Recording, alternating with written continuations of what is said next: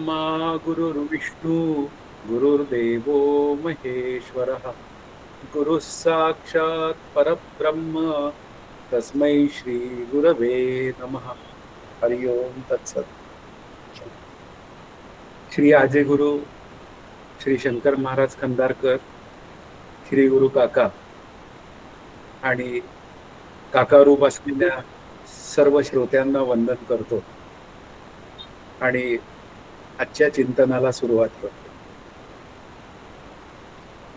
आपल्याला 4 श्लोक आपण अभ्यास करून झालेले आहेत आणि त्या 4 श्लोकांच्या निमित्ताने प्रज्ञानम ब्रह्म आणि अहम ब्रह्मास्मी या 2 महावाक्यांचं चिंतन आपण एक करण्याचा प्रयत्न केलेला आहे. या 2 महावाक्यांचं चिंतन आपल्याला करताना वाच्यार्थ आणि लक्षार्थ असे दोन्ही शब्द आपल्याला वापरायला त्या पहिल्या 4 श्लोकांमध्ये अजिबात मुभा नव्हती.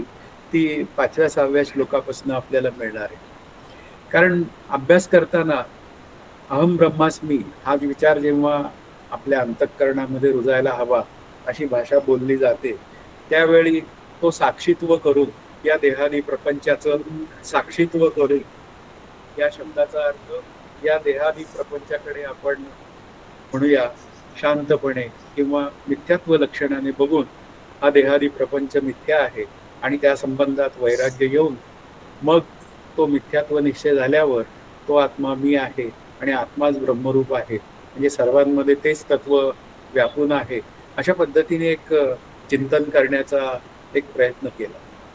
आता मी आत्मा आहे हे व्यतिरेकी पद्धतीने म्हणजे आपण साक्षीत्व करून अशा पद्धतीने जगाचा मिथ्यत्वाचा विचार करून ते आत्मतत्व मी आहे हे मला कळलं. पण आता त्या अहमचा आणि तत्चा जो संबंध आहे, तत्वम असी ते मी आहे अशा पद्धतीने जेव्हा बोललं गेलेलं आहे, तर तो तत्वम शोधन म्हणजे तत्वम जोडण हा जो जोडणी जो समारंभ आहे तो अजून पूर्ण व्हायचा आहे. आणि त्या जोडणी समारंभाचा विचार हा 5व्या श्लोकापासून. कवी मुकुंदराज आपल्याला परमामृत ग्रंथामध्ये तेच सांगतात. ऐसेनी महावाक्य विवरणे त्वम पद तत्पद शोधणे असी पदी पावणे ऐक्यतील. फार सुंदर विचार त्यांनी मांडलेला आहे की ऐसेनी महावाक्य विवरणे म्हणजे महावाक्याचं विवरण झालं पाहिजे, म्हणजेच तत्वम पदार्थ शोधन झालं पाहिजे, तेही साधनेच्या स्वरूपात झालं पाहिजे.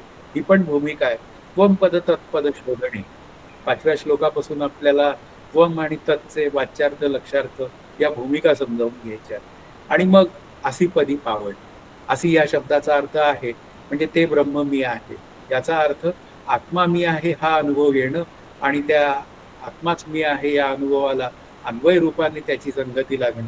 मुख्य मुद्दा अहम ब्रह्मास्मीमध्ये ते ब्रह्म मी आहे अशा पद्धतीने विचारधारा तयार होऊन त्या विचारधारेशी मी सहज ऐक्य पावणं म्हणजे मूळ मुद्दा आहे की त्या आनंद रूपतेचा मला सहज अनुभव येणं हे अभ्यासाचा शेवट आहे.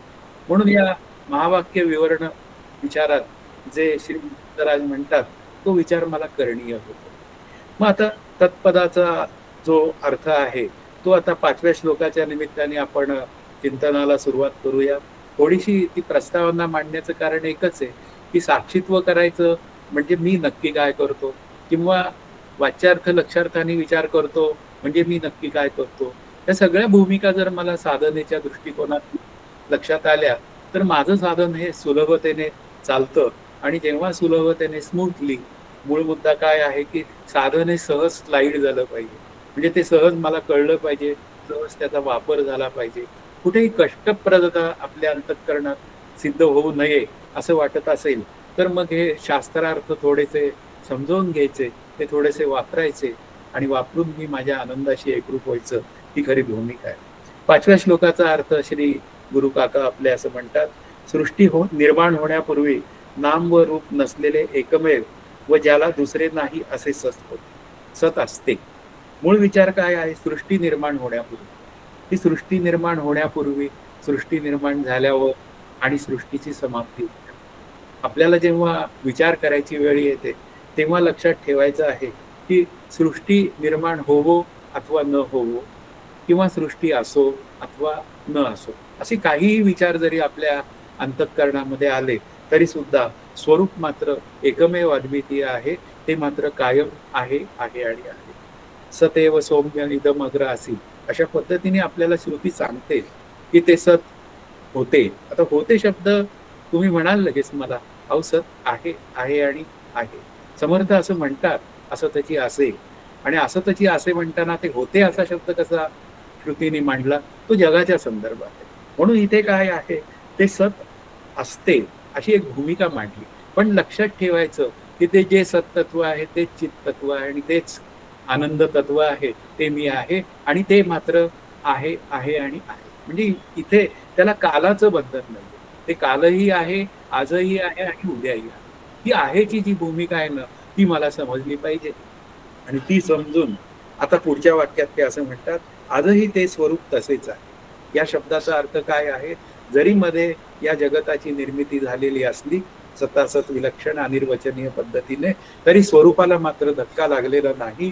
ते स्वरूप मी आहे आणि मी आहे अशा विचार जेव्हा केला जातो, तेव्हा माझ्याही आनंदाला, म्हणजे आता जेव्हा आपण सतला धक्का लागत नाही असं म्हणतो, म्हणजे अस्तित्वाला, तसाच माझ्या कळणेपणालाही धक्का नाही आणि तसाच माझ्या आनंदालाही धक्का नाही, ही भूमिका मला कळाली पाहिजे, असे तत् या पदाने सांगतात. आता तत् शब्द काय झाला, तो ब्रह्मस्वरूपाच्या विचारातनं आपल्या पुढे आलेला आहे. आणि मग आपल्या पुढे एक अभ्यासाची रीती आहे की सृष्टी निर्माण होण्यापूर्वी, या शब्दाचा अर्थ पहिल्यापासूनच ते आहे, पूर्णच आहे. मूळ मुद्दा काय आहे की सृष्टी निर्माण झाली तरी त्याच्यामध्ये काहीही बदल होत नाही. 65तही तेच आहे. प्रगटे तव तव न दिसे, नंतर पुन्हा लपे तव तव आभासे, पण प्रगटला ना लपाला असे न खोमता. तो प्रगटही नाही आणि अप्रगटही नाही. मग तो कसा आहे, तो पूर्णच आहे. त्याच्यामध्ये या सृष्टीची निर्मिती होवो अथवा न हो, मूळ मुद्दा काय आहे, काहीही झालं तरी ते पूर्णच आहे. आणि या पूर्णाच्याच सत्तेवर किंवा पूर्णाच्याच अधिष्ठानावर हे म्हणूया जगत आपल्याला भासतं. म्हणून श्लोक आपल्याला म्हणूया एका उपनिषदाचं सुरुवातच केली आहे. ओम पूर्णमद पूर्णमिदम पूर्णात पूर्णमुदच्यते पूर्णस्य पूर्णमादाय पूर्णमेवावशिष्यते. म्हणजे काहीही झालं तरी त्याच्या पूर्णत्वात फरक. निर्माण झालेली प्रत्येक गोष्ट काय आहे, ती अपूर्णतेत निर्माण, म्हणजे तिच्यामध्ये उत्पत्ती स्थिती नाशवानाची एक अपूर्णता असते. म्हणून सृष्टी येवो अथवा जावो, ते ब्रह्म मात्र जसं असायचं तसंच आहे. ते तत्रूपाने मात्र सर्व जगामध्ये व्यापलेलं आहे किंवा त्या जगाचं ते अधिष्ठान आहे. कारण जेव्हा उपाधी सापेक्षतेने विचार येतो, म्हणजे शरीर नावाच्या उपाधी सापेक्षतेने विचार येतो, तेव्हा त्या व्यापक ब्रह्माला शरीर नावाची उपाधी लागली की त्याला आत्मा म्हणतात. आणि ते व्यापक ब्रह्म ब्रह्मांडाच्या सापेक्षतेने, म्हणजे जगाच्या सापेक्षतेने त्याला ब्रह्म असं म्हणतात.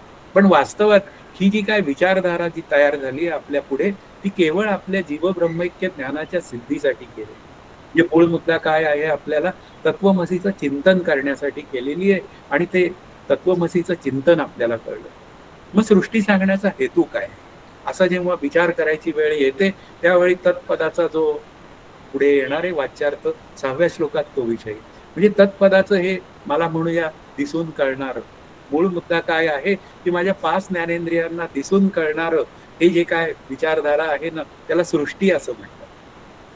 तोच त्या तत्पदाचा वाच्यार्थ आहे, अशी एक भूमिका आपल्या पुढे येणार आहे.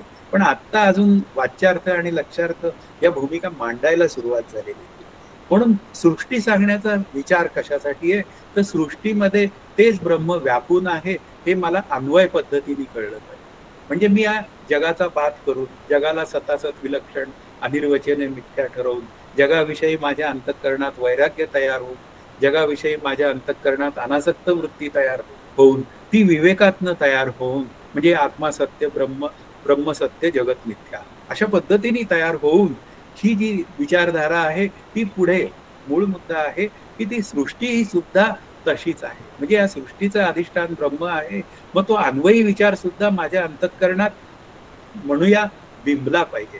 कारण इथे सृष्टी निर्माण होण्यापूर्वी नाम व रूप नसलेले एकमेव अद्वितीय तत्व, म्हणजे सृष्टी निर्माण होण्यापूर्वी याचा विचार आपल्याला सृष्टी झाल्यावर सुद्धा ते नामरूप नसलेलं ब्रह्मतत्व जसं असायचं तसंच आहे. पण मूळ विचार काय आहे की आपल्याला या श्लोकातनं वाच्य आणि लक्षाची जी सुरुवात आहे ना, ती करायची गरज. म्हणून इथे वाच्य व लक्ष या पदांची भूमिका मांडायला सुरुवात होते, जेव्हा मग इथे वाच्य आणि लक्षाचा विचार करताना आपल्याला काय करावं लागेल. कारण जेव्हा एखादं वाक्य सरळपणे मला कळत, आपण तो मागे विचार केला, की जेव्हा एखादी वाक्य जेव्हा सरळपणे कळत नाही, म्हणजेच पुन्हा मुद्दा काय आला, शक्यार्थाने कळत नाही. आता शक्यार्थ हा शास्त्रीय शब्द आहे आणि सरळपणे हा सोपा शब्द आहे. आपण सोप्या विचारात जाऊ. आता रामा आंबा खातो हे वाक्य मला सरळपणे कळतं. पण जेव्हा एखादं वाक्य मला सरळपणे कळत नाही, त्यावेळी मला काही भागाचा त्याग करावा लागतो आणि काही भागाचा स्वीकार करावा लागतो. त्यालाच लक्षणा करणे असे म्हणतात. मूळ मुद्दा काय आहे, तत्वमसीचं चिंतन जेव्हा करायची वेळ येते, तेव्हा लक्षणेचा विचार आपल्याला करावा लागतो आणि लक्षणेचा विचार करताना मग आपण असा विचार करायचा, की तत्वमसी चिंतन करताना आपल्याला वाच्यार्थाचा त्याग करायचा आहे आणि लक्षार्थाचा स्वीकार करायचा आहे. याचा अर्थ अर्ध्या भागाचा त्याग, अर्ध्या भागाचा स्वीकार, त्यालाच भागत्याग लक्षणं असं म्हणतात. काही भागाचा त्याग, काही भागाचा स्वीकार, असं त्याला भागत्याग लक्षणा किंवा आणखीन एक शब्द आहे जहत अजहत लक्षण. तो विचार जाऊ द्या, पण भागत्याग लक्षणेच्या शब्दांमध्ये आपल्याला अर्थ लक्षात येतो. म्हणून काही भागाचा त्याग आणि काही भागाचा स्वीकार अशा पद्धतीने आपण तत्वम पदार्थ शोधन करणार आहोत, की जे पूर्वी अहम ब्रह्मास्मीचं चिंतन करताना आपल्याला साक्षीत्वाचा विचार करून करावं लागतं.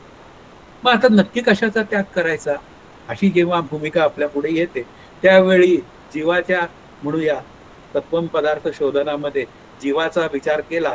तत्वम पद वाच्य असलेला जीव जो आहे, की त्याला आपण कर्ता असं म्हणतो. मूळ विचारधारा काय आहे, की या कर्तेपणाचा त्याग मला करायला शिकलं पाहिजे. आता कर्तेपणाचा त्याग, भोगतेपणाचा त्याग हा वाच्यार्थाचा त्याग. म्हणजे या शब्दाचा अर्थ काय, की माझं कर्तेपण जे आहे ते मी कुठेतरी दुसऱ्याला दिलं. मग आता ते द्यायचंच असेल तर ते कोणाला द्यायचं, ज्याला त्या कर्तेपणा घेण्याचा त्रास होत नाही त्याला ते आपल्याला द्यावं. मग आता अशी कोणती एक म्हणूया व्यक्ती आहे. आता माणूस नावाची व्यक्ती शोधली तर ती माणूस नावाची व्यक्ती तिथे आहे का, नाही. मग जरा थोडंसं अपग्रेड व्हायचं, मग गुरु नावाची व्यक्ती आहे. मग माझा कर्तेपणा मी माझ्या गुरुला द्यावा. त्या श्री गुरूंना जर मी माझा कर्तेपणा दिला तर त्यांना त्या कर्तेपणाचा काही त्रास होतो. किंवा ईश्वर रूप राम जो आहे त्याला जर का कर्तेपणा दिला तर काय होऊन जातं, त्यालाही काही अडचण. म्हणजे इथे काय आहे, की आपल्याला जीवाला या कर्तेपणाचा त्याग करावा लागतो आणि मग त्या लक्षार्थाने असलेल्या ब्रह्मपदाचा स्वीकार आपल्याला करावा लागतो. मग कर्तेपणाचा त्यागात काय आहे, पुन्हा समर्थ आपल्या मदतीला येतात. मी करता ऐसे म्हणसी तेणे तू कष्टी होसी, राम करता म्हणसी यश कीर्ती प्रताप. इथे लक्षण आहे बरं, लक्षात घ्या, की इथे वाच्यार्थाने असलेल्या जीवानी काय करायचंय, मज देवनी जाळी तर कर्म करे. मी प्रत्येक कर्म करायचंय. कर्तेपणामध्ये कशाचा आहे, तो माझ्या करणेपणाचा आहे. माझ्यामुळे हे सगळं चाललंय, मी आहे म्हणून चाललंय. हे सगळे कर्तेपणाच्या भूमिका आहेत ना, त्या भूमिका मला सुख देतात किंवा दुःख देतात. पण तेच कर्तेपण मी रामाच्या चरणी अर्पण केलं तर, म्हणजे प्रत्येक कर्म करायचं आहे, जसं पाहिजे तसंच करायचं. आणि ते कर्म जर मी ईश्वराच्या चरणी अर्पण केलं तर तो करता होतो. माया त्याच्या स्वाधीन असल्यामुळे त्याला कर्तेपणाचा त्रास. आणि माझं कर्तेपण राम हे सहज घेतात आणि मला आकर्ता करतात आणि आकर्ता हे स्वरूपाचं लक्षण आहे. आता यालाच म्हणायचं भागत्याग लक्षणेचा विचार. पण हा भागत्याग लक्षणेचा विचार कसा झाला, हा म्हणूया एक शरीर या किंवा व्यष्टी सापेक्षतेने विचार झाला. म्हणजे या इथं त्वमपद वाच्य आणि त्वमपद लक्ष असा जेव्हा विचार करायची वेळ येते तर त्वमपद वाच्यार्थाने असलेला जीव करता भोगता आहे. मग त्यांनी करते भोगतेपणातलं विशेषत्व काढायचं. सामान्यत्व आणि करता भोगता आहे की नाही. आता इथे जर का आपण विचार केला तर हे चिंतन कोण मांडतंय, चिंतन कोण ऐकतंय, अशा या दोन भूमिका इथे दिसतील, पण ह्या सामान्य असल्या पाहिजे. पण यातल्या कुठल्याही एका भूमिकेचा जर का विशेष झाला तर त्याचं सुख किंवा दुःख तयार. म्हणून मग आपण काय करतो, गुरुर ब्रह्मा गुरुर विष्णू यांनी सुरुवात करतो. त्याचं कारणच आहे की सुरुवातीलाच मी त्या ईश्वराची काय केलेली आराधना आहे, कारण हे तुझ्यामुळे मला सगळं कळतं आणि तुझ्यामुळे मला हे सगळं कळत असल्यामुळे आता तूच सांगितलेलं चिंतन मी मांडतोय. म्हणजे इथे मीपणाची भूमिका, मीपण जाणून त्यागावे, ब्रह्म होऊन अनुभवावे, मग ते पावावे निसंग. म्हणजे मीपण हे जाणून त्यागावे. मग ते जाणून त्यागावं याचा अर्थ मीपणा मला त्रास देतोय आणि त्या मीपणाचा नाश करणं हा काय आहे, वाच्यार्थाने असलेल्या जीवाच्या जीवभावाचा त्याग आहे. त्याग या शब्दामध्ये बाध असा अर्थ होतो. इथे त्याग शब्दामध्ये मारणं नाही. मूळ मुद्दा काय आहे की मी जिवंत असताना, मूळ असा विचार आहे की मला कळत असतानाच मी त्या म्हणूया जीवाचा, जीवभावाचा त्याग केला पाहिजे.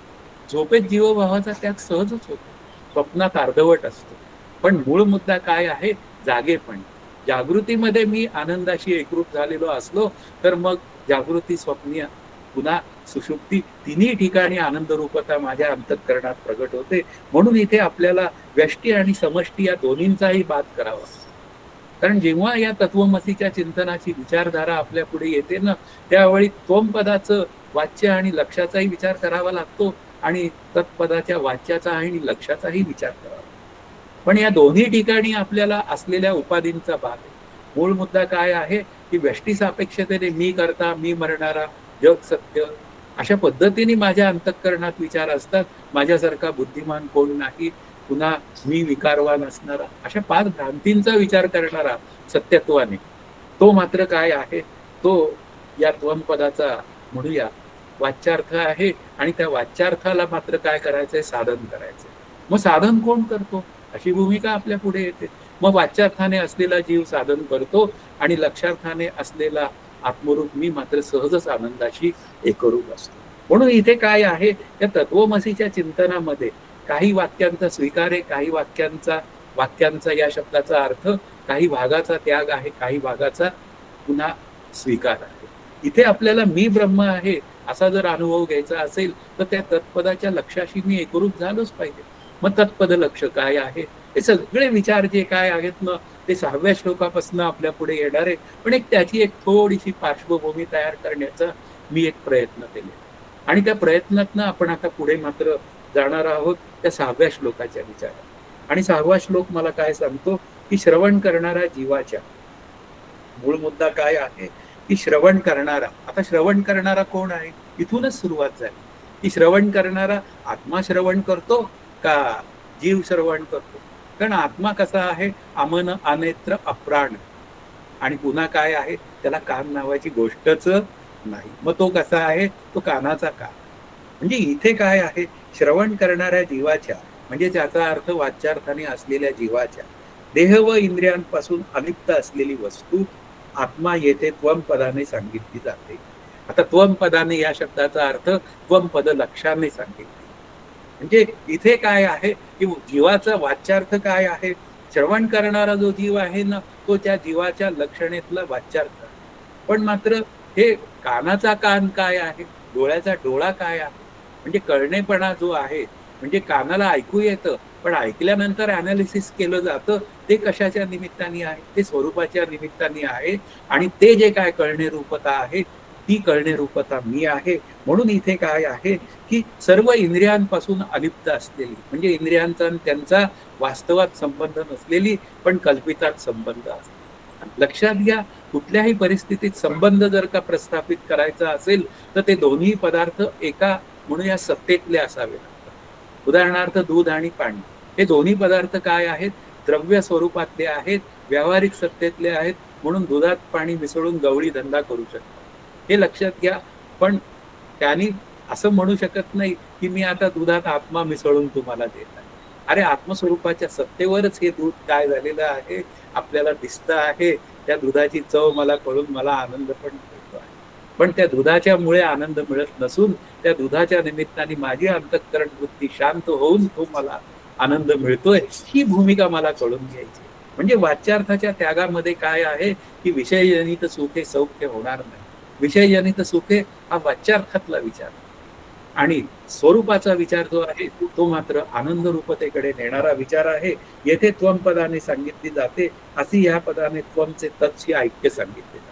कारण मूळ विचार काय आहे की मला त्वम कळालं, तो आत्मा मी आहे कळाला, देहाच्या निरासा पाविजया ठाया या स्वरूपाने मला कळाला. पण तो कळून सुद्धा मला तेच तत्व सर्वांमध्ये व्यापून आहे हे कळलेलं नाही. म्हणून श्री गुरु किंवा एखादी व्यक्ती भेटते आणि ती मला म्हणते, अरे आता तुला जे कळलंय ते सर्वांमध्ये पहा, आणि त्याचाच आशीर्वाद मला या सर्वांमध्ये ते ब्रह्म पाहायला शिकवतं. आणि तोच त्वम आणि तत्चा काय आहे? लक्षार्थाचा ऐक्य आहे.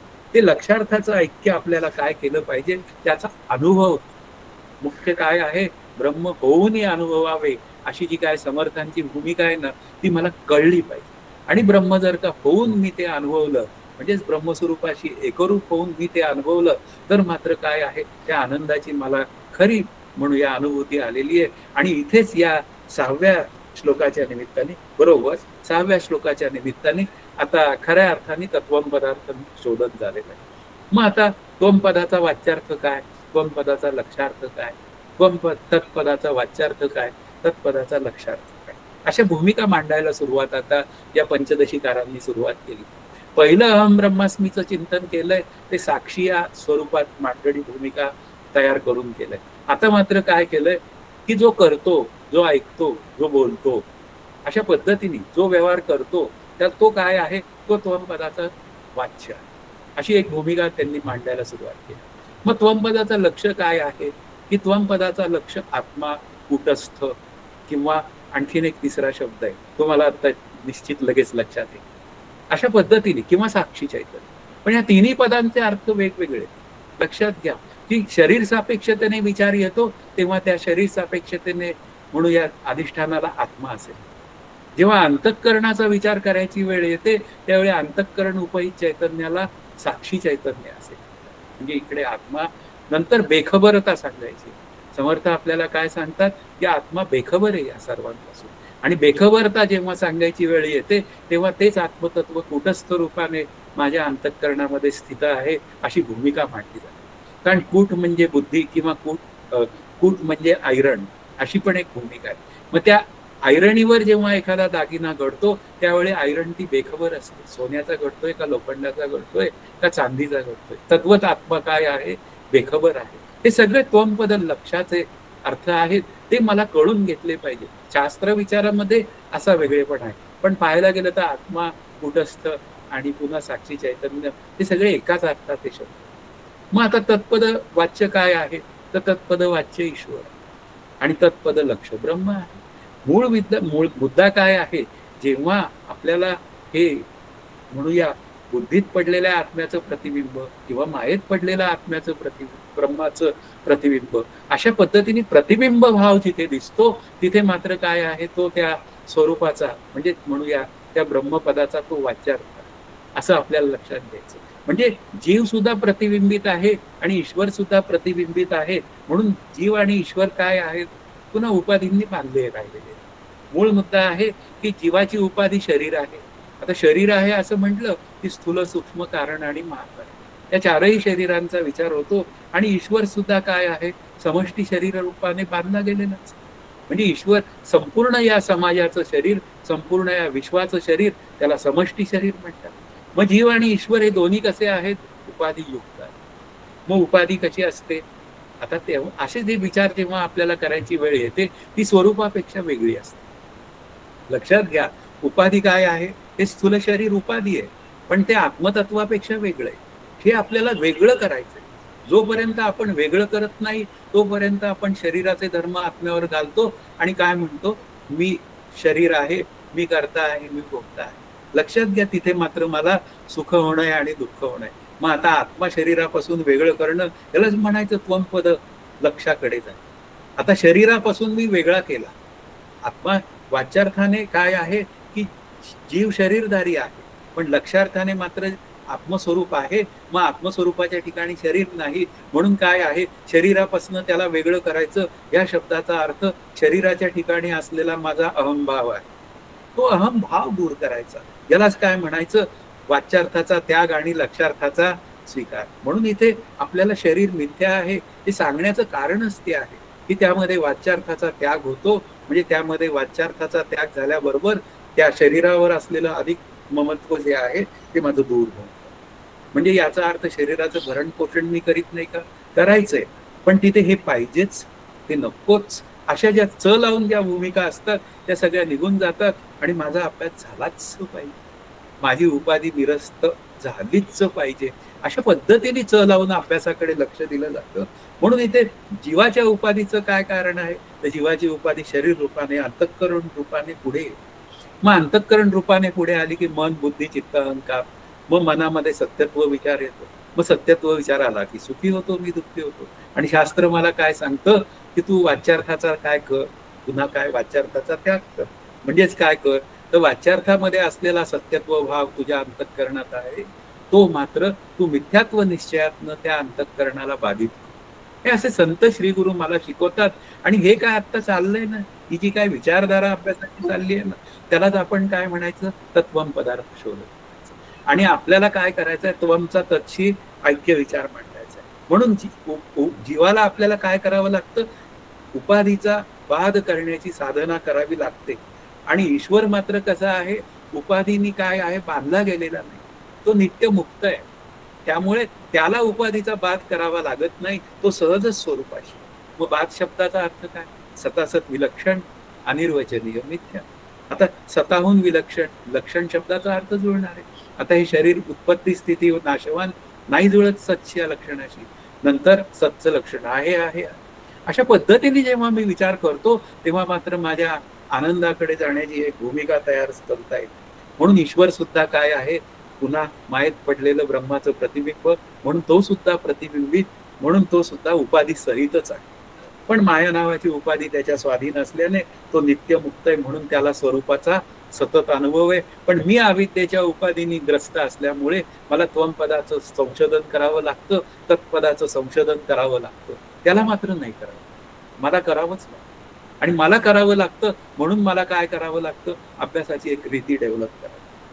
म्हणून इथे तो जगाचा करता आहे. मग जगाचा करता आहे तर माझ्या काही फायद्याचा विचार आहे का, जीवाच्या फायद्याचा विचार आहे ना, की मज देवनी जाळीत कर्म. तो जीवाचा करताय, उपाधी त्याच्या स्वाधीने, त्यांनी त्याला कितीही कर्म अर्पण केली तरी काही अडचण येत नाही. आणि मला मी कर्म अर्पण करू ना करता होतो.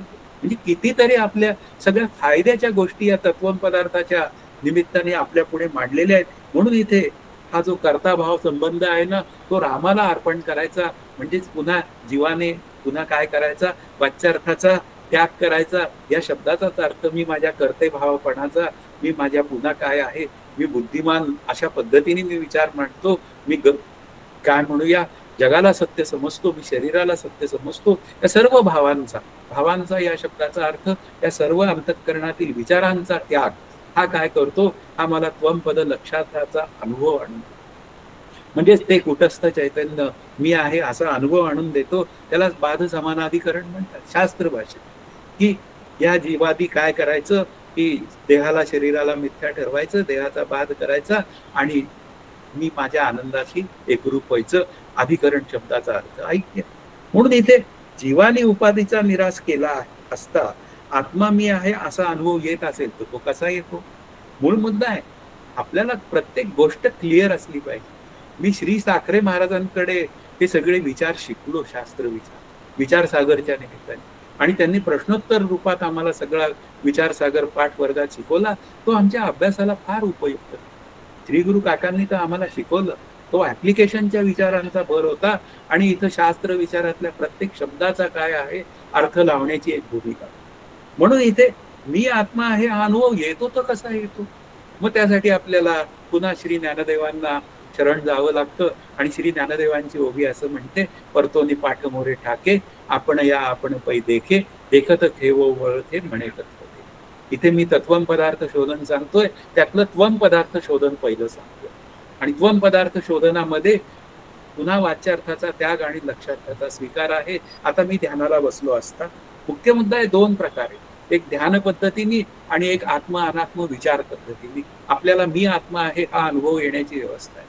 आता ध्यानाला बसलो, आपल्याला श्री गुरूंनी आपल्याला काय दिलं, ध्यान दिलंय. काय ध्यान दिलं, की तू ध्यानाला बस, डोळे झाकून बस आणि डोळे झाकून काय कर, तू वाणीनी रामनाम घे, तुला जे दिलंय ते. त्यानंतर डोळ्यांनी त्याचं रूप पहा आणि कानाने ते नाम ऐक. आता ही तिन्ही इंद्रिय जी मुख्य कर्तव्य करत असतात व्यवहार करण्याचं, त्यांना शांत करायचं. आता यांनी काय होणार, आता यांनी बुद्धी माझी शांत होते. आणि जीवाची व्याख्या काय आहे, बुद्धी अधिक आत्मा अधिक बुद्धीत पडलेलं आत्म्याचं प्रतिबिंब. मग बुद्धीत पडलेलं आत्म्याचं प्रतिबिंब हे तिन्ही मिळून असलेला जीव काय झाला, ध्यानाला बसला. आणि ध्यानाला बसल्यानंतर तो जीव काय झाला, ध्यानाला बसल्यानंतर तो आपल्या मंत्रावर स्थिर, स्थूल देहाचा निराश झाला, सूक्ष्म देहाचा निराश झाला, मंत्रावर स्थिर झाला. म्हणजेच काय झालं, त्याला मंत्राशिवाय दुसरी जाणीवच अंतःकरणात शिल्लक राहिली नाही. आणि ती जाणीव शिल्लक राहिली नाही, त्यामुळे काय झालं, बुद्धीला विचारच उरला नाही. मग विचारच उरला नाही. त्यावेळी तो काय झाला, फ्रॅक्शन ऑफ सेकंद, म्हणजे बुद्धी शांत झाली. फ्रॅक्शन ऑफ सेकंद काय झाला, तो जो आत्मप्रकाश आहे, बुद्धीत पडलेलं आत्म्याचं प्रतिबिंब, त्यातलं ते प्रतिबिंब काय झालं, बिंबाशी एकरूप झालं. कारण प्रतिबिंब हे बिंबाशिवाय राहूच शकत नाही. म्हणजेच ते प्रतिबिंब बिंबाशी एकरूप झालं आणि एकरूप होऊन काय झालं, पुन्हा ते मंत्रावर आलं. आणि मंत्रावर आल्यावर जेव्हा तो त्या ध्यानातनं उत्थान पावला, तेव्हा त्याची वृत्ती अत्यंत प्रसन्न. आता प्रसन्न रूपतेने त्याला, मला कुठेतरी ध्यानात आनंदाचा अनुभव आला हे लक्षात आलं, पण त्यावेळी कळणं नाहीये. कारण परतोनी पाठवरे ठाके, बुद्धीतलं प्रतिबिंब जे आहे ना, ते परतोनी पाठवरे ठाके, आपण या आपण पै देखे. पण केव्हा देखे, देखे तेव्हा मी न ओळखे. पण तिथून उतरल्यावर, म्हणजे तिथून व्युत्थान पावल्यावर मी ओळखे. व्युत्थान पावल्यावर मी, माझी प्रसन्न वृत्ती तयार झाली. त्यामुळे तिथे काय झालं, मी आत्मा आहे हा अनुभव आला. मग आत्मा आहे हा अनुभव आला, त्यामुळे काय होऊन झालं, असत्वपादक आवरण निघून गेलं. म्हणजे आत्म्याच्या अस्तित्वाविषयीचा संशय गेला आणि तो आत्मा मी आहे. अरे कारण का मलाच तो अनुभव आला. तसाच अनुभव मग तो काय आहे, तो लय पद्धतीने आलेला आहे. तो त्या वेळेपुरता आलेला आहे. आता तो दृढ झाला पाहिजे. मग दृढ झाला पाहिजे तर आता काय केलं पाहिजे, हे त्वम पदार्थ संशोधन चाललंय. आणि हे त्वम पदार्थ संशोधन असं सांगतं की विचाराने, मुख्य मुद्दा काय आहे, आत्म अनात्म विचाराने अनात्म विचाराचा त्याग. सारासार विचारे संता संगे, सगुणाचे ने आधारे, निर्गुण पाविजे निर्धारे, सारासार विचारे संता संगे. मग विचार कर. जेव्हा जेव्हा तुझ्या अंतःकरणामध्ये नको असलेला विचार येईल, तो शरीर बुद्धीशी असेल किंवा आणखीन काही बुद्धीशी असेल, त्या वेळी तू काय करायचा विचार की अरे शरीर म्हणजे मी आहे का. मग शरीर येतं जातं, त्या अर्थी शरीर म्हणजे मी असणं शक्य नाही. उदय, तुला हा विचार आता पुढे ताणता येणार. अशा पद्धतीने मी तो विचार शांत करायचा. नको असलेल्या विचाराला हवे असलेल्या विचारांनी छेद देऊन तो आत्मा मी आहे. आणि मग क्षणभर शांतपणे मी आहे त्या स्थितीत शांत 2 मिनिटं बसावं आणि खऱ्या आनंदाचा लाभ घ्यावा. याला म्हणतात सनिमित्य ध्यान. पण एक लक्षात घ्या की नको असलेली वृत्ती वारंवार येत राहते, कारण तिचा प्रवाह मोठा आहे. पण आता त्याच वृत्तीला मला शांत करायचंय, म्हणून त्याला छेद देत राहायचं. आणि तो छेद देणारा प्रवाह जेव्हा मोठा होतो, तेव्हा मात्र या नको असलेल्या प्रवृत्तीचा, म्हणजे मी शरीर, मी करता, मी भोगता, मी मरणारा, या भ्रांतीयुक्त विचाराचा जो वाच्यार्थाने असलेला मी आहे, तो क्षीण होऊन, म्हणजे तो शांत होऊन जातो. आणि मग खऱ्या अर्थाने तो आत्मा मी आहे हे मला कळतं. इथे वृत्तीच्या स्तरावर तो आत्मा मी आहे कळतं. ते तुकाराम महाराजांनाही कळलं. ते म्हणाले मी काहीची बाही झालो. म्हणजे काय झालं हो महाराज, अहो नाही मी काहीची बाही झालो. तिथे बोलता येत नाही, पण मी मात्र काय झालेलो आहे, मी मात्र इतका आनंदात आहे, आता मला नाचावं असं वाटतं. इथपर्यंतची जी भूमिका आहे ना, ती त्वम पदाचा लक्षार्थ कळण्याची भूमिका आहे. जेव्हा त्या त्वम पदाचा वाच्यार्थाचा काय होऊन जातो, बाध होतो, तेव्हा मात्र त्या त्वम पदाच्या लक्षार्थाचा अनुभव येतो. आता तोच आलेला लक्षार्थाचा अनुभव आहे ना, तो अन्वय दृष्टीने येऊन तो असी पदाशी जोडला जातो. म्हणजेच कोणाशी, अन्वय दृष्टी या शब्दाचा अर्थ तत्पदाच्या लक्षाशी जोडला जातो. मग आता लक्षाशी जोडायचं असेल तर काय करायचं, म्हणजे त्याला व्यापक व्हायचं. याचा अर्थ काय आहे, त्या व्यापक व्हायचं असेल ना, तर ते व्यापक तत्व म्हणजे ब्रह्मतत्व म्हणूया. ईश्वराचं अधिष्ठान असलेलं ब्रह्मतत्व, ईश्वराला नाही प्रोसिजर फॉलो करावी लागत ध्यानाची. ईश्वर सततच ध्यानरूप आहे, म्हणजे आनंद रूप आहे. पण मला मात्र प्रोसिजर करावी लागते फॉलो, ती अविद्या निवृत्तीसाठी. आणि त्वम पदाचा लक्ष जेव्हा कळतो, तेव्हा अविद्येचा बाध झालेला असतो. आणि अविद्येचा बाध होऊन तो आत्मा मी आहे कळालेलं असतं. मग आता फक्त आत्माच ब्रह्मरूप आहे, यालाच म्हणायचं तत्व शोधन. एक त्वमचं शोधन केलं, आता तत्चं शोधन. आता तत्चं शोधन तर आपण पूर्वीपासूनच सुरू केलंय. अहो आम्ही ते ईश्वराला कर्म अर्पण करण्याच्या भूमिकेतनं सुरूच केलेलं आहे. आता फक्त एवढंच आहे की त्या ईश्वरी म्हणूया सत्तेने निर्माण केलेल्या जगताचं अधिष्ठान ब्रह्मतत्व आहे, म्हणजे सर्वांमध्ये ते व्यापून आहे, अशी भूमिका कळणं एवढंच आमचं शिल्लक राहिलेलं आहे. मग आता काय निर्णय करायचा की सर्वांमध्ये ते तत्व व्यापून आहे. अगदी सोप्या भाषेत आपल्याला जर विचार करायचा असेल तर भरला गणदाट हरी दिसे, किंवा आपण आणखीन पुढे म्हणतो रीता ठाव या राग विभिन्न नाही, किंवा आपण असंही म्हणू शकतो त्रिभुवन संचले विठ्ठले का. म्हणजे इथे भक्ती आणि ज्ञानाचं काय करता येतं, हे तत्वम पदार्थ शोधन करताना आपल्याला सांगड घालता येतं. आणि किंबहुना आपण असं म्हणू शकतो, अन्वय दृष्टी प्राप्त होण्यासाठी ही भक्ती खूप उपयोगात. सर्वांमध्ये ते तत्व पाहताना आपल्याला कोण्याही जीवाचा न घडो मत्सर वर्म सर्वेश्वर पूजना, हरीची या दासा हरी दाही दिशा. अशा पद्धतीने आपण जर का हरीच तत्व, मग ब्रह्मतत्व म्हणूया, तत्पदाचं लक्ष असलेलं ब्रह्मतत्व, आणि तेच जर का हरी झालेलं असेल तर हरी तत्व. म्हणजे इथं भक्ती आणि ज्ञानामध्ये काही विविध म्हणजे दोन भावपणा नाही. जे काय आहे ते सगळं स्वरूपच आहे. अशा पद्धतीने मी जेव्हा आपल्या अभ्यासाचा विचार करतो, तेव्हा मात्र तत्वम पदार्थ शोधन पूर्ण होतं. आणि मग त्या शोधनाला ही सहजता यावी लागते. श्री गुरूंनी लिहिलेल्या त्या कॅलेंडरवरच्या ओव्या पहा, त्याच्यामध्ये सहजावस्थेची ही ऐशी तैसी. म्हणजे मी त्या सर्वांमध्ये ते तत्व पाहायला लागलो. आणि आता कोणत्याही करण्याशिवाय, मूळ मुद्दा काय आहे, आता कोणत्याही करण्याशिवाय आता मी नाम घेत नाही, राम करे हमारा जप हम बैठी आराम. हे तत्वम पदार्थाचं, तत्पदाचं शोधन पूर्ण झाल्याचं लक्षण आहे. इथे कुठेही मी काही साधना करतो ही भूमिकाच निघून जाते. आणि आता राम सगळं माझं जीवन चालवतो आहे. आता समर्थांनी म्हणलंय, आमचं जीवन कोण चालवतो, तो सगळं राम आमचं पहा. म्हणजे इथपर्यंतची जी भूमिका आहे व्यापक, ती माझ्या अंतःकरणात स्थिर होते. तिथे खऱ्या अर्थाने तत्वम पदार्थ शोधन हा विचार पूर्ण होतो. मग या एकीकरणात तत्पद वाच्यन, तत्पद सांगण्याचं प्रयोजन काय, तत्पद वाच्य आणि तत्पद लक्ष हे सांगण्याचं प्रयोजन काय, असा जेव्हा विचार करण्याची वेळ येते, त्यावेळी अन्वय दृष्टी प्राप्त व्हावी हा सरळ सरळ विचार, यामध्ये काही शंका नाहीये. पण मूळ मुद्दा काय आहे की तत्पद वाच्य असलेला ईश्वर नावाचं जे तत्व आहे ना, तो माझा कर्म अर्पण भाव संबंधाशी असलेला संबंध आहे.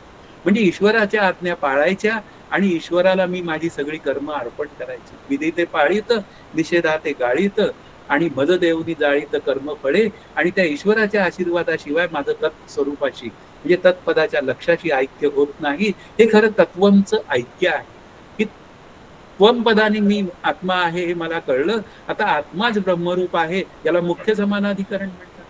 ते मुख्य समानाधिकरण माझ्या अंतःकरणात सिद्ध झालं आहे, दिलं पाहिजे. आणि मग तेच झालं असेल तर मग विधी ते पाळीत, निषेधा ते गाळीत, ही एक साधना पद्धती तयार होते.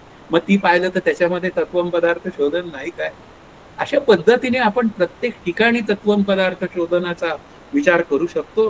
आणि मग आता पुढचा जो विचार आहे तोही 7व्या श्लोकाचा केला पाहिजे. तो असं सांगतोय की आता 7व्या श्लोकाच्या निमित्ताने अयम आत्मा ब्रह्म या महावाक्याचं जे स्पष्टीकरण आहे, आपण अभ्यास करताना काय होतं, अहम ब्रह्मास्मी आणि तत्वमसी या दोघांचं चिंतन फार करतो आपण, आणि ते करेक्ट आहे. कारण श्री गुरु आपल्याला तेच सांगतात, सिलेबसमध्ये आलंय. मग सिलेबसमध्ये आलंय तर अयम आत्मा ब्रह्म हे कळून घेतो. आता हा असा शब्द, अयम शब्दाचा अर्थ हा, हा असा शब्द प्रयोग करून आत्मा स्वयंप्रकाश व प्रत्यक्ष असल्याचे श्रुती सांगते. इथे प्रत्यक्ष शब्दाचा अर्थ माझे डोळे प्रत्यक्ष प्रमाणाचा विषय आहे. म्हणजे डोळ्यांनी जे मी पाहतो त्याला प्रत्यक्ष असं म्हणतात. पण इथे प्रत्यक्ष शब्द जो आहे ना, तो प्रत्यक्ष रूप या अर्थाने. म्हणून इथे काय आहे की हा शब्दांनी आत्मस्वरूप सांगितलंय, ते कसं आहे, स्वयंप्रकाश आहे, त्याच्याच प्रकाशात मला दिसून कळतं. ही भूमिका आपल्याला सतत केली पाहिजे असं श्रुती सांगते. तो अहंकारापासून स्थूल देहापर्यंत त्यांच्या प्रकाशक रूपाने राहून आत्मा या नावाने ओळखला जातो. आत्ताच आपण त्वम पदाचं वाच्य लक्ष केलं. मग त्या वाच्य लक्षामध्ये आपण काय केलं की अंतःकरणात पडलेल्या प्रतिबिंबाला काय म्हणायचं, मूळ मुद्दा तो आहे, जीव म्हणायचं. मग वाच्यार्थाने तो जीव आहे आणि लक्षार्थाने तो म्हणूया आत्मा. व्यष्टी सापेक्षतेने केलेला विचार आणि समष्टी सापेक्षतेने विचार केला जातो तेव्हा मात्र काय आहे, ब्रह्मच सर्वत्र व्यापून आहे अशी एक भूमिका तयार होते. मग हा शब्द काय आहे, हा शब्द अपरोक्ष सूचक आहे. आणि अपरोक्ष शब्दाचा अर्थ काय, तेच होऊन जा किंवा साक्षात, यत साक्षात अपरोक्षत्वात. म्हणून इथे वेगळेपणाने न उरू नये. म्हणजेच याचा अर्थ काय, जेव्हा मी वाच्यार्थात मी म्हणतो मी शरीर आहे, मी करताय, तेव्हा मी स्वरूपापासून वेगळा झालो. मग आता काय करायचं, तेच जे बोलणं आहे ना ते चुकीचं आहे. आता ते साधना करून, मूळ मुद्दा काय, नुसतं बोलणं नाही आपल्याला सुधरवायचं. तर मी आत्मा आहे बोलून काही होणार नाही, पण त्या दृष्टीने मी साधन केलं म्हणजे शरीराचे धर्म हे माझे धर्म नाहीत, तर माझे शब्दाचा अर्थ आत्मस्वरूपाचा. अशा पद्धतीने जेव्हा विचार करतो तेव्हा शरीराविषयी असलेली आसक्ती सुटते आणि आसक्ती सुटली की मग काय होतं, मी कोण आहे हे मला कळून जातं. म्हणून स्वयंप्रकाश शब्दाचा अर्थ त्याच्याच प्रकाशात सगळा व्यवहार होतो आणि म्हणजेच याचा अर्थ प्रत्येक होणाऱ्या ज्ञानाचं काय आहे ते असणारं ज्ञान हेच खरं ज्ञान आहे. म्हणून प्रत्येक होणाऱ्या ज्ञानाचा अभिमान तुला होऊ देऊ नको अशी एक भूमिका मांडली. आज थोडंसं चिंतन माझं 45 मिनिटापेक्षा वाहून जाईल पुढे, कारण काय आहे की मी 80 मार्क घालवणारे साखरे महाराजांच्या बाबतीत. मग हा जो शब्द आहे तो कूटस्थ सूचक.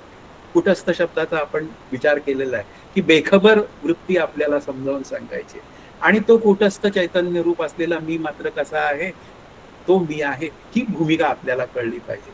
आता इथे काय आहे आणि कळलेला अनुभव अन्वय रूपात आला पाहिजे वगैरे, हे अयम आत्मा ब्रह्माचा विषय आहे. जसा पूर्वी इकडे होता तत्वमसीच्या चिंतनामध्ये, तसाच तो इथे आहे. मग आता तो मला आत्मा कसा कळतो, म्हणजे मूळ मुद्दा काय आहे, तो मला जाणीव रूपाने कळतो. म्हणजे मला अस्थि रूपाने कळतो, माझं अस्तित्व आहे. मला काही गोष्टी कळतात वेगळेपणाने, तो कळणे रूपाने कळतो. आणि मला त्या म्हणूया आनंद रूपतेने कळतो, म्हणजे या पदार्थांकडे पाहतो, माझी अंतःकरण वृत्ती शांत होते आणि मला माझ्या आनंदाच्या ठिकाणी मला त्याचं भान होतं. पण मूळ मुद्दा काय आहे की असं जे भान आहे वाच्यार्थाने आपण विचार करून, विषयांमध्ये त्याचा विचार करून, ते भान मला खऱ्या अर्थाने माझ्या आनंदापर्यंत घेऊन जातो. शास्त्रात म्हणलंय की सर्वांनाच आत्मानुभव आहे, पण त्यांना विशेषत्वाने नाही. शास्त्र मला सांगतं की तू साधना करून विशेष रूपाने ते कळून घे, म्हणजे ते तत्व सच्चिदानंद रूप आहे आणि ते मी आहे असं कळून घे. आणि ते कळणं जे आहे ना, त्या कळण्यासाठी आपल्याला हा शब्द सूचक आहे. आणि हा आत्मा म्हणजे पुन्हा हा कडून तो मी कडे आला पाहिजे. हा शब्द दोन्हीकडेही आहे. हा शब्द समष्टीकडे पण आहे, हा शब्द व्यष्टीकडे पण. व्यष्टीकडे विचार येतो त्यावेळी तो आत्मा शब्द अर्थाने आहे आणि समष्टीकडे विचार येतो त्यावेळी तो ब्रह्म या अर्थाने. म्हणून इथे काय आहे, ते जाणीव नेणीव भगवंती नाही असं स्वरूप मला कळलं पाहिजे. आणि तो स्वयंप्रकाश आत्माच काय आहे, प्रत्येक जाणण्याच्या निमित्ताने त्याचंच मला सतत दर्शन होत असतं. आणि त्याचंच जर दर्शन होत असेल तर मी त्या करण्याचा, मी त्या म्हणूया भूमिकेचा मी का अभिमान धरावा. अभिमान धरला की अयम आत्मा ब्रह्म या विषयांपासून, विचारापासून दूर राहतो. म्हणून प्रत्येक होणाऱ्या ज्ञानामागे आपले सद्गुरू सांगतात ते असणारं ज्ञान जे आहे ते कळणे रूपाने मला सततच कळत असतं, ते मला सतत फोन करत असतं, हे मला कळलं पाहिजे. म्हणून हा आत्मा जो आहे तो उपाधीच्या आत आणि उपाधीच्या बाहेर, उपाधीच्या बाहेर आपण समष्टीचा विचार करूया, उपाधीच्या आत आपण त्याचा वैष्टी रूपाने विचार करूया. या उपाधी माझी गुप्त चैतन्य असे सर्व, ते चैतन्य मी आहे असा सतत विचार केला पाहिजे. मग आता या 8व्या श्लोकाचा जो विचार आहे, जो समाप्तीकडे नेणारा आहे, की तो सार रूपात आपल्याला गोष्ट सांगतो की या 7 श्लोकांचं चिंतन तुम्ही जे केलंय, तत्वम पदार्थ शोधन केलंय, त्या तत्वम पदार्थ शोधनाचं फलित काय, या सगळ्याचा विचार करणारा 8वा श्लोक आहे. जाणवणाऱ्या या सर्व जगातील सार तत्व आता सांगितलेलं आहे ते ब्रह्म आहे. म्हणजे या सगळं जे काय जाणवतं, मला कळतं, अस्थि रूपाने कळतं, भाती रूपाने कळतं, आनंद रूपाने कळतं, हे सगळं जे काय मला वेगळेपणाने कळतं ना, त्या प्रत्येक ठिकाणी कळण्याच्या मागे असलेला एक कळणे रूप तत्व आहे, त्याला ब्रह्म असं म्हणतात. स्वप्रकाश आत्मा व ब्रह्म एकरूपच आहे. व्यष्टी सापेक्षता आणि समष्टी सापेक्षता हा केवळ कल्पित भेद त्याच्यामध्ये आहे, वास्तवात आत्मतत्वामध्ये तो भेद नाही. मग आता या 4ही महावाक्यांचा उद्देश काय, अशी एक भूमिका आपल्या पुढे येते. मग त्याला प्रमाण आहेत श्री हंसराज स्वामी. ते म्हणतात चहुवेदांगी वाक्य 4, याचा अर्थ आहे की साचार की जीवब्रह्मैक्य निर्धार अंगी बांधणं. म्हणजे जीवब्रह्मैक्य निर्धार अंगी बांधणं हाच या महावाक्य चिंतनाचा हेतू आहे, दुसरा काहीही हेतू. मूळ मुद्दा आहे त्वम पदार्थ संशोधनामध्ये वाच्यार्थाचा त्याग आहे. त्यावेळी तिथे म्हणूया एक जग मिथ्या ठरवण्याचा विचार आहे, पण जग मिथ्या ठरवून नुसतं थांबायचं नाही, तिथे त्वमपद लक्ष मला कळलं आणि तेच त्वमपद लक्ष तत्पद लक्षाशी एकरूप आहे. इथे साधना सगळी. म्हणून भ्रमामुळे जणू जीव अविद्याग्रस्त होतो, नंतर पुन्हा शरीरग्रस्त होतो. पण उपाधीचा निराश केला तर उपाधीच्या निराशा पाविजे आठाया. ते ब्रह्मतत्व मी आहे हे कळणं मला सहजच कळतं, त्यालाच आपण नित्यप्राप्ताची प्राप्ती म्हणतो. कारण का, ती प्राप्ती झाल्यानंतर सहजावस्थेमध्ये मला असं विशेष काहीच वाटत नाही. सगळं जे काय आहे ना ते सगळं त्याचंच आहे. अरे उगाचच मी येडा म्हणून मी माझं माझं करीत होतो आणि माझं माझं करून मी सुखी दुःखी होत होतो. काय बावळटपणा आहे माझा. म्हणजे अभ्यासाच्या सरतेशेवटी आपल्याला लक्षात येतं की फार बावळटपणा मी केला. आता हा मूर्खपणा सोडून मी खऱ्या आनंदाकडे निघून गेलो. भगवंता तुझंच हे सगळं करणं आहे. मी इथे काहीच केलेलं नाही. मी इथपर्यंतचा तो विचार. म्हणून इथे काय आहे की अध्यस्त अधिष्ठानाची भाषा आहे ना ती पहिल्यांदा बोलावीच लागते त्वम पदवाच्य काढण्यासाठी. पण नंतर काय होतं की आपल्याला बोलतात सगळेजण की अध्यस्थाची निवृत्ती अधिष्ठानमय असते. पण तुम्ही हा 8वा श्लोक जेव्हा काकांच्या पुस्तकात जाल ना तेव्हा तिथं लिहिलंय अधिष्ठान अध्यस्थमय असते. म्हणजे ब्रह्म अध्यस्थमय असते. अहो अभ्यस्त अधिष्ठानाची भाषा जोपर्यंत या जगाची निवृत्ती होत नाही तोपर्यंतच आहे. पण ब्रह्मस्वरूपाचा अनुभव आल्यावर अभ्यस्त अधिष्ठानाची भाषा काय. श्री गुरु काका इथं अनुभवच बोलून गेले की अधिष्ठान अध्यस्थमय तुम्ही म्हणायचंय ते म्हणा. पण काही काळजी करायचं कारण नाही. कारण अध्यस्त अधिष्ठानाची भाषा केवळ साधन पूर्ण होईपर्यंत आहे. मग विष्णुमय जग वैष्णवांचा धर्म भेदाभेद भ्रम अमंगळ. भेद आणि तत्सापेक्ष अभेद दोन्ही मावळले आत्मा निर्वाळला निराकार. ही सगळी भूमिका आहे संतांची. ती जर मला कळाली तर मी माझ्या स्वरूपापर्यंत जातो. मग त्या जीवनमुक्ताचा व्यवहार कसा होतो तर त्रिभुवन संचले विठ्ठले. सर्वत्र विठ्ठल भावच अंतःकरणात आहे. हे सगळं तयार होतं. पण हे सगळं घडवून आणणारा कोण. कारण शेवटी त्याचे आभार किंवा त्याच्या चरणी आभार काय त्याच्या चरणी जीव अर्पण केला तरी सुद्धा आपल्या जीवाचं मोल नाही. मूळ मुद्दा हे सर्व गुरुकृपेने संपादन होतं. म्हणून इथे गुरुकृपेचा गौरव. अविद्या निवृत्ती करण्याची जी काय विचारधारा आहे किंवा ती शक्ती आहे ती सर्व शक्ती युक्ती देणारा तो कोण आहे. ती गुरु की परंपरा आहे. म्हणूनच इथे काय आहे ती जीव ब्रह्मैक्य ज्ञानरूपी सफलता ही त्याचीच भूमिका. इथे खऱ्या अर्थाने सहजावस्थेत तत्वमसीचा बोध होऊन हे तत्वमसीचं चिंतन संपतं आणि तिथेच माझं जीवन सफल होतं. ते R.D. बर्मनचं गाणं म्हटलेलं आहे की सफल होगी तेरी आराधना आणि त्याच्या आधीचं वाक्य आहे काहे को तू रोये. ती रोयेची भूमिकाच निघून जाते. सफल होगी तेरी आराधना ती सफल झालेली असते. आता इथेच काय आहे आपल्या तत्वमसी साधनाचं काय झालेलं आहे शांती पदारी. म्हणून तत्वमसी चिंतन हे सुद्धा एक साधन आहे. आणि हे सुद्धा साधन काय झालं पाहिजे शांत झालं पाहिजे. कारण श्री समर्थ शेवट म्हणतात साध्य होता साधनाचा ठाव. इथपर्यंत जेव्हा माझा अभ्यास पूर्ण होतो तेव्हा खऱ्या अर्थाने या म्हणून या महावाक्य विवेचनाची भूमिका आपली पार पाडता येते. या एका प्रकरणात आपण जीवनमुक्तीपर्यंतचा अभ्यास करू शकतो. तुम्ही सर्वांनी मला हे चिंतन मांडायला एक संधी दिली त्याबद्दल मी तुमच्या चरणी नतमस्तक होतो आणि शांत. जय जय रघुवीर समर्थ.